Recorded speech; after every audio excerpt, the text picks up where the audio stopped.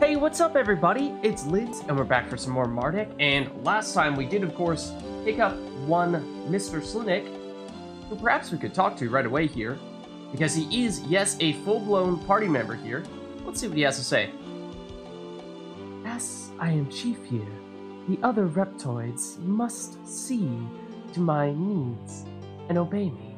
Though this may be useful for us, I will never abuse my power. Honorable, I suppose. And of course, we're leaving things off with Mr. Blatantly Evil Chancellor over here. Yes, the village will be just as you left it when you return, Effendi. So yeah, I'm sure everything will be just fine.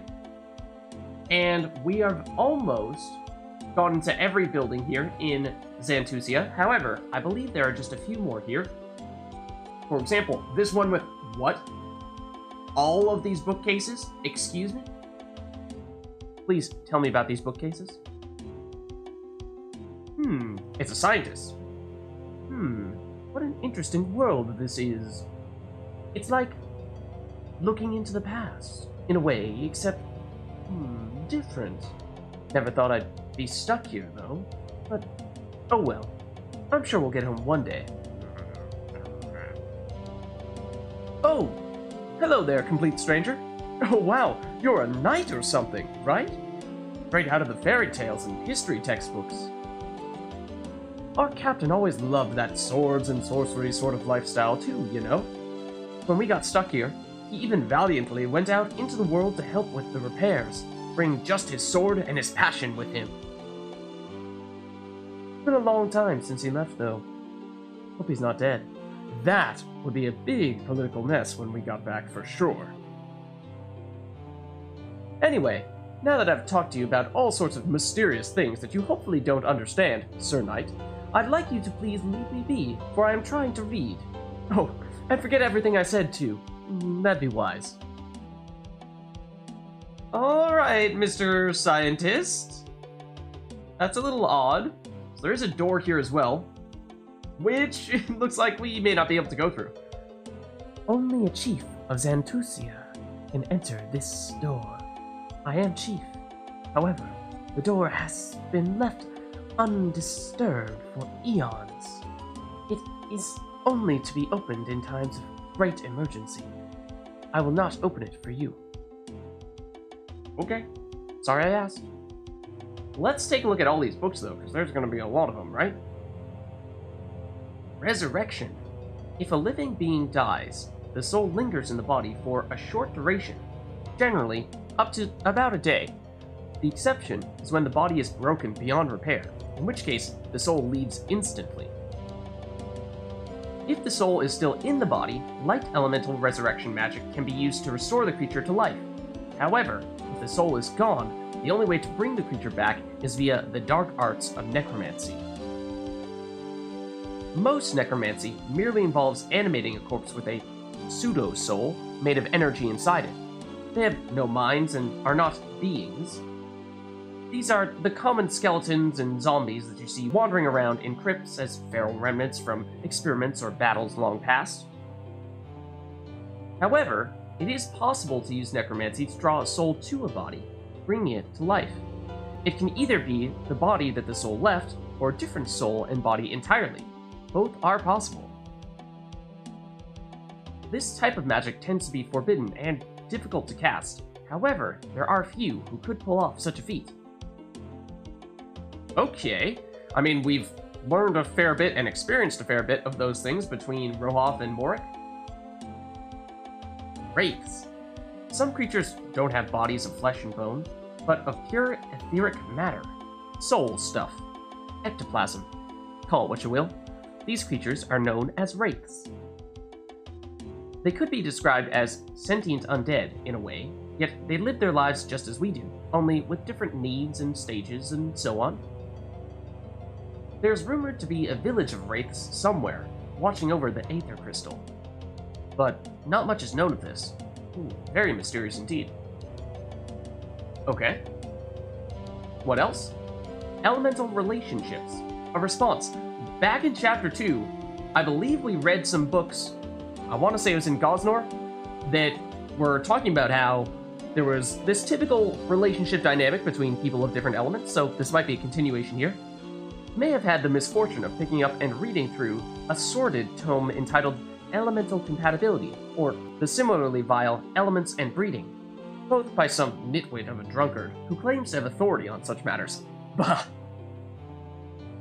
It's pure hogwash, idle speculation. How it got published is beyond me. There's just no truth at all to any of his unfounded, ridiculous claims. Elements dictate nothing about us except our weaknesses in battle. That's all. Why, I once knew a lovely lady who I had quite a nice affair with, even though she was water and I was fire. True, it didn't last long, at all, but the point is that it happened. Don't trust what you read in books, except this one. His theories are theories, and nothing more. What element you are does not decide how or what you can fall in love with. Alright. Strong words. Humans. You may have come across the bones of one of these soft, pink-skinned mammals in your travels, and found them to be quite brittle. This is because these odd, surface-dwelling creatures evolved so feebly that they had to rely on their wits, not their strength, to survive. This focusing on the mind has put them at the forefront of civilization building and inventing, which generally tends to give them a superiority complex. They think that they are the only race that matters, that they are versatile and capable of anything, and that they are simply the best creatures on the planet. If you ever see one, give it a kick on its tailless rear end for me, won't ya? Probably written by a reptoid. That would make sense, given how we're in a reptoid village. I'm on to ya. Fairies. Fairies. Elusive, tiny magical creatures. Fae. Nature spirits. They live in forests. They speak only in haiku. Often mischievous. I was gonna say, that seemed very haiku-ish. What else? The Crystal Tyrants. What? The history of Belfan is a rich tapestry of peace and misery. A chessboard patchwork of the moral elements, you could say. There are times of great cooperation, artistic expression, where civilization thrives, yet they seem to be balanced out by times of sheer tyranny, when it wasn't safe to be outside. Or inside, for that matter. Many of these times of utter torment are occasions when an evil soul takes it upon himself to achieve world domination. And, while these sorts are a copper a dozen, lurking down every back alley and in every spooky-looking house, occasionally one of them actually succeeds, and rules with an iron fist of dread. 9 times out of 10, their ascension comes about via the acquisition of the elemental crystals of the world. These mighty, deific artifacts can empower a wielder, and with each additional crystal, their power grows even stronger. Though they have homes in the elemental temples, it is not uncommon for them to be wrenched from their rest to either heroic or megalomaniacal ends, either to stop villains or become them. The vile souls who enslaved the world using the power of the crystals have come to be known as the Crystal Tyrants. Their reigns have varied in length, and invariably come to an end at the hands of an assorted bunch of ragtag heroes who put aside their differences and learn the true meaning of friendship and teamwork. Sounds oddly targeted. When reading records of the life, times, and personalities of the various crystal tyrants that Belfan has seen in its long and bloody history, you tend to find that you're seeing a lot of repetition. This one about Baron von Doomkill. Now, theoretically, I think we might be going through these bookcases backwards. But, anyways, they all sound very much the same. I'll take your word for it, because this is perhaps the first one that we're reading about a specific person who might have been one of those crystal tyrants. They like to wear dark garments, monologue about their schemes, rant madly about how they want to take over the world. They have the distinct but unfortunate inclination to taunt rather than kill heroes, which is often the cause of their downfall. Baron von Doomkill was no exception to the rule. He was a tower of a man, tall, broad, and strong, and liked to dress in dark armor with skulls all over it. His sadism was well known, and his minions plentiful. Typically, he dwelt in a dark, stormy castle at the top of a dark, stormy peak. He seized the crystals and ruled the world for a decade before meeting his end at the hand of one Placid Stoat, a plucky, teenage farm boy who went on a grand adventure to stop the tyrant after he foolishly destroyed the boy's dear peasant village. With an eclectic bunch of eccentrics he'd met along the way accompanying him, the hero was able to defeat the villain and return the world to peace once more, despite the fact that said villain had all the world's crystals and they, well, didn't. Such is the power of friendship and love and all that happy stuff that people frolic in fields about. The not-at-all good Baron, being a by-the-book sorts of chap, swore, before being banished, to avoid or what have you, that this was not the end of him, and that he would return one day. Whether or not he will, remains to be seen. Alright, Baron von Doomkill. We'll keep an eye out. Elemental Temples. When the planet was forged, it was without civilization or artificial constructions. It was but a raw, earthy sphere, ripe for life. However, despite the fact that there were no living creatures upon the face of Belfan, there were the Elemental Temples.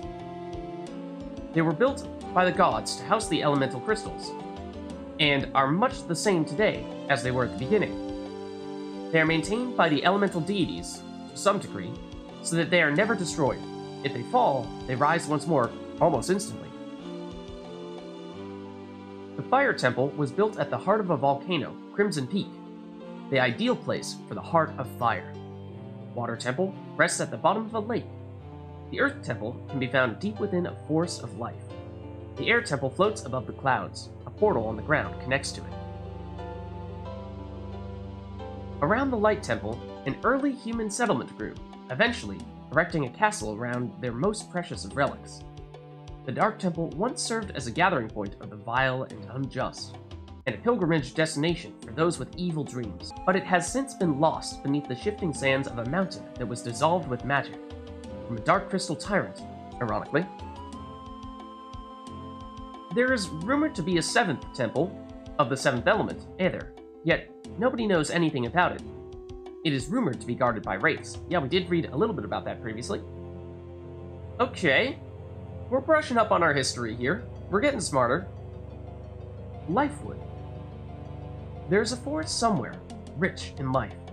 It has been said that spending time in this forest ceases the aging process due to the sheer amount of ambient vitality. Yet, it is not a wise idea to plan to live there, as abundant life means abundant danger for the unwary. The forest, the Lifewood, grows around the Temple of Earth. The Earth Crystal within is what gives the forest its vivacious enchantment. One of the most notable things about the Lifewood is its strong connection with the Dream Realm. While a copy of all parts of the material world exists within that sliver of a realm between this world and the next, the imitation is fragile, foggy, and vague. Objects appear and disappear, or just never are or were if there's insufficient thought to conjure them up.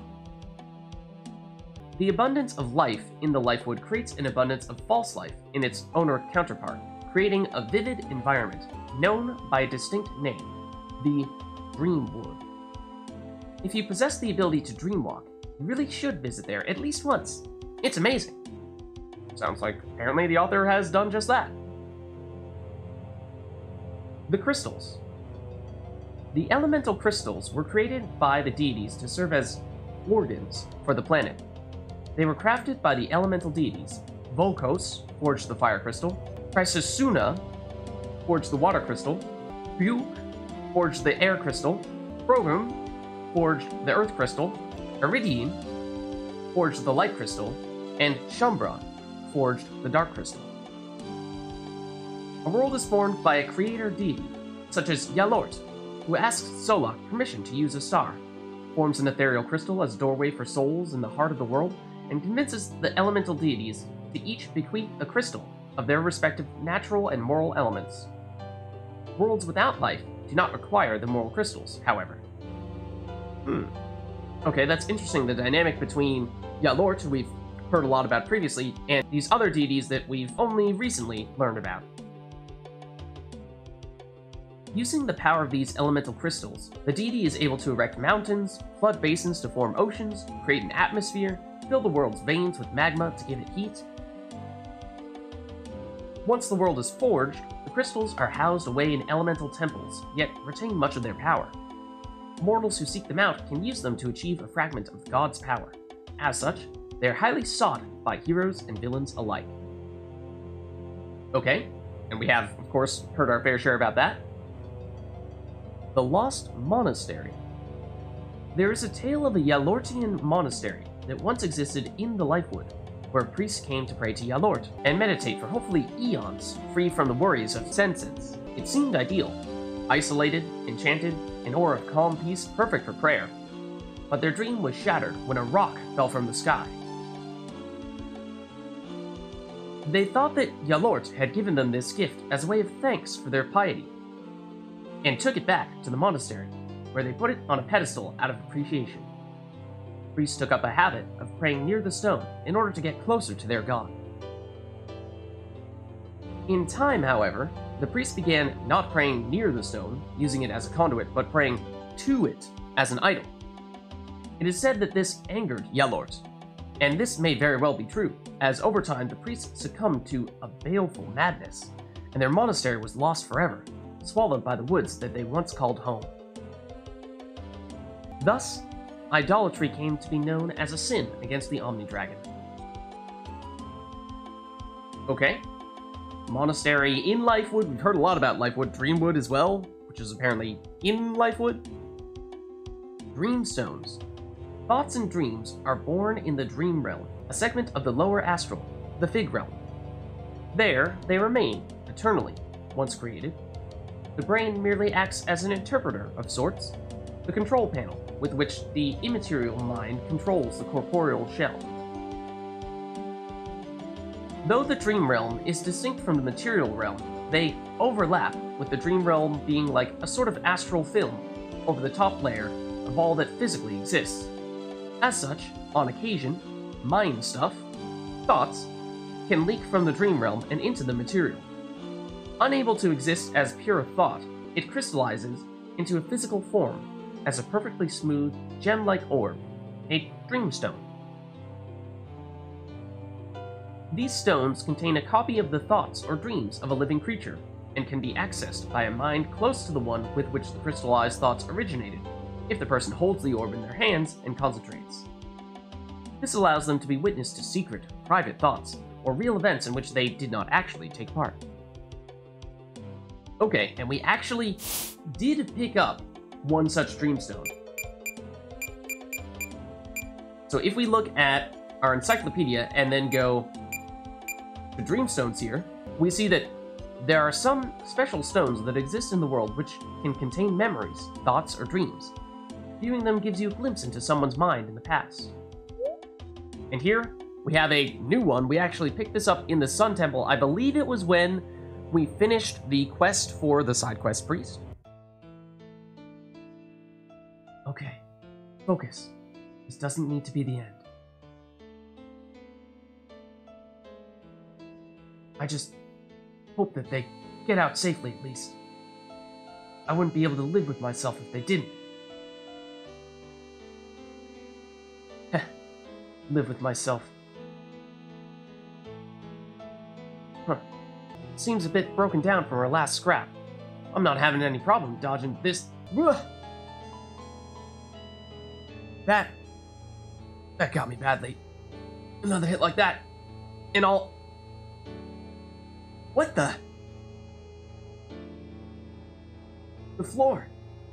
It feels like sand. That monster. It... Oh no! Oh no, no, no, no! This is not an honorable way to die. The floor. It's collapsing. There's nothing to hold on to. I'm... Ah!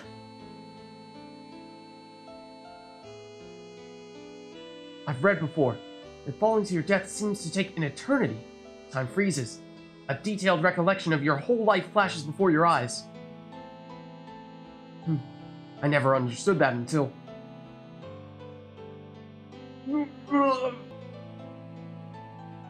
Cold! Cold! It wasn't this bloody cold before! The pain! The unbearable pain! I'm being ripped to shreds! Like swords hewing at me from every angle! Can't focus! I'm tired. So tired. No energy at all. But no. I must.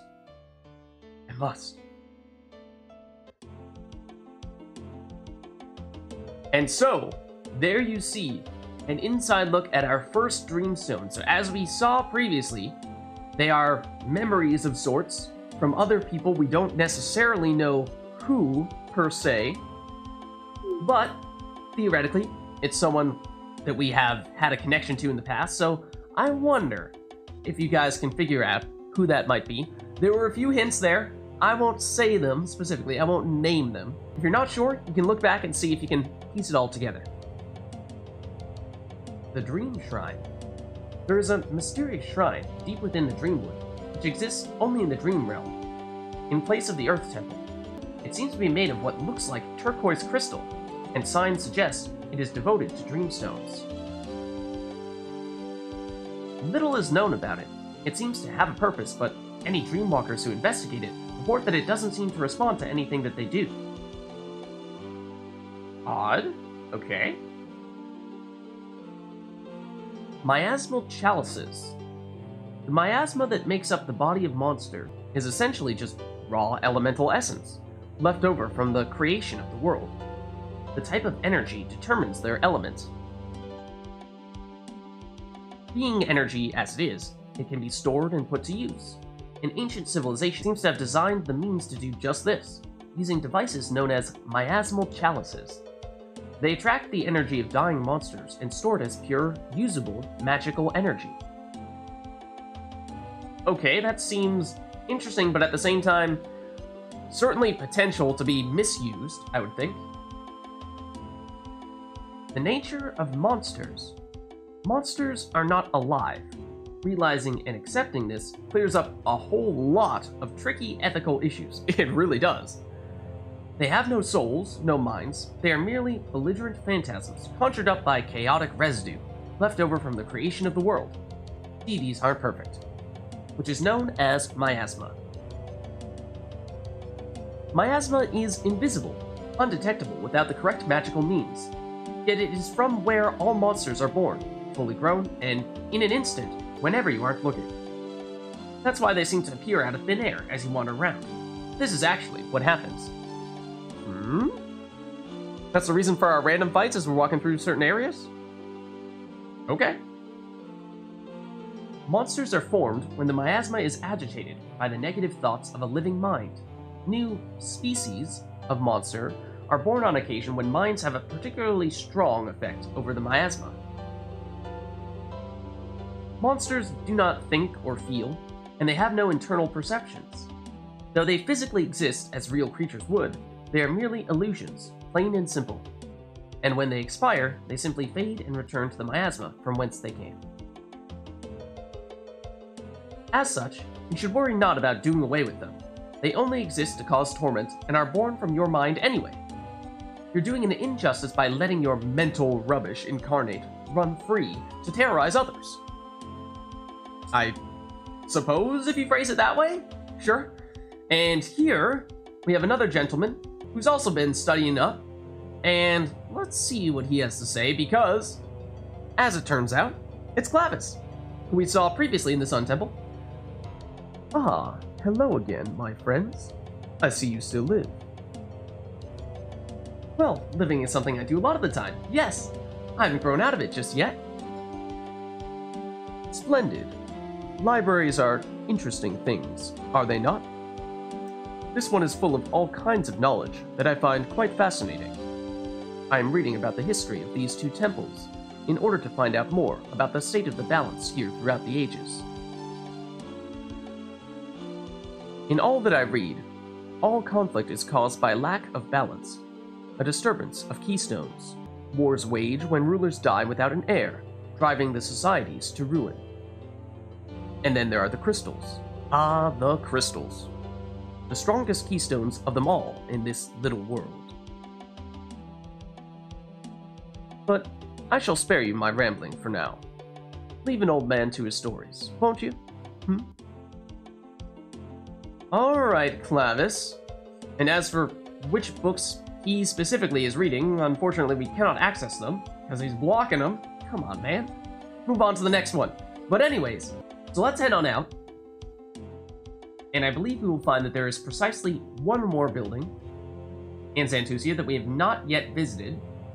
That being this one here, and these guys look kind of similar to the scientists that we saw in the library as well. First Officer Lykel. Are you a human? Me, old sport? Looks like it seems so, if I do say so myself. Amazing that. We don't often see other humans. Too bad you're not a girl, though. Hey, hold on, Lykel. Too fast. Excuse me, but who the hell are you? No? Oh well, worth a shot. But, well, oh boy, I'm First Officer Billy G. Lykel of the... Wait, scrap that, chipmunk. It's none of your business. It's just, say I'm a priest and be done with it. As I say, me old withered sausage, we don't often come across other humans. We care little about talking to you, however, but we could use your help in a trivial little matter if you're heading through here anyway.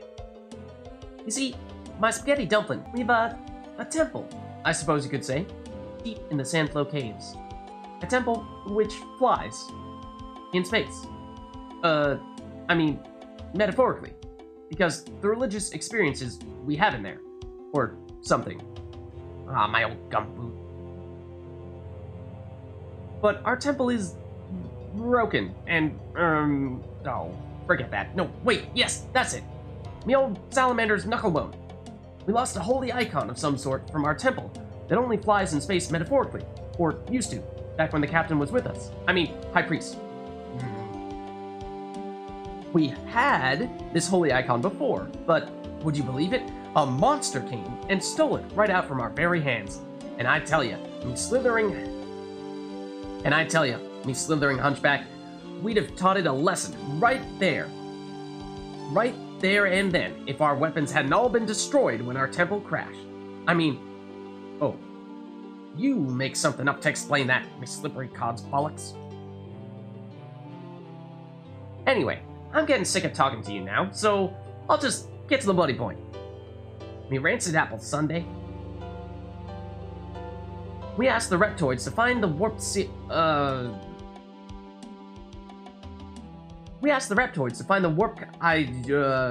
holy icon for us while they're looking for this, whatever they're looking for. But they're so, I can't even think of a word for it, annoying, though, because they refused, obviously. They said it wasn't important enough to divert their time towards. They just don't think like us, you see. Me old crumpet case. But you do. Sort of. So, if you do happen to come across it while you're in there, be a dear and bring it back, won't you, love? Know that I am a fair man, and shall make it worth your while, my plump little man-child. Come back soon, okay? Kisses for luck. Mwah. Okay. That's an odd gentleman there. And we have a technician? Oh, other humans. This is so strange. We've been stuck down here in this cave for ages with all these reptoids who, though nice, seem to lack the social skills of we humans. Too bad you're likely just adventurers passing through, and you're not from, not like us. But hey, if you're passing through the Sandflow Caves, maybe you'll come across our, temple thing. Or whatever we're pretending it is. We've been trying to repair the thing for ages, coming back and forth between there and here, and over the last few years, we've made good progress. There's just one part we're missing. I really hope the captain brings it back, but he's been gone so long. Ah, I have no idea why I'm telling you this, though. Oh, strange night fellow and chums. I suppose I'm just so glad to see other humans again. Wow! Alright, so that's one of these people here. Here's the medical officer. I get this strange feeling about you. You seem oddly familiar in many ways. I have met other humans on this planet, but you give off different energies. Your stature also seems a tad atypical, yet familiar. Curious. Would you please show me your eyes for a moment? I'd like to do a little test, if you don't mind. Unfortunately, good sir, that would not be wise. Rohoff? Huh? Not often that you jump in and speak for Mardek during these conversations with non-party members. Strange voice. Unexpected, but why won't you show me your eyes? Religion. Yes, my religious beliefs. It is customary to hide our eyes, and showing them to someone would be more intimate than copulating with that person, so it's forbidden. I'm strictly religious. I see. Never mind then, sir, but you do intrigue me. Are you sure you're from around here? You actually sort of remind me of our captain. Huh? Say what? Pilot? Being grounded is a pain. I'm getting all jittery. Don't know how much longer I can take it. Who are you people? Strangers, but human. Oh well, there's nothing to see here. Just a bunch of insane men living with lizard folk for perverse reasons. Probably. It's best that you didn't listen to anything that the others say. Anything mysterious or strange that they say is just their madness, so don't worry about it. You're alone in the universe, so get on with your petty little lives, so go, shoot. Okay, I believe this is the last one that we have not yet spoken to. Oh, we've already spoken to this guy. My apologies. We'll skip to this one. Okay, so not really sure what to make all these guys. Not really sure what to make of all these guys. That is, yeah, definitely rather cryptic, rather mysterious, and there were many theories as to what the story behind these people were, as to what the story behind these people is, so I won't tell too much just yet, but give you a little bit of time to think about all that stuff. Bookshelf. It seems to be full of sketchbooks containing what seem to be... It seems to be full of sketchbooks containing what seem like vigorously drawn pictures of various creatures, man and beast, all showing off rather obvious and embarrassingly exaggerated. Okay. Oh my indeed. Alright. And with that, that is actually, I believe, if I'm not mistaken, the last building in Xantusia. That is the case. And so for that reason, I think this is probably a good place for us to finish up here, and next time round, we will head off into the Sandflow Caves and see if we can perhaps find some of those things that people are saying we ought to try to track down.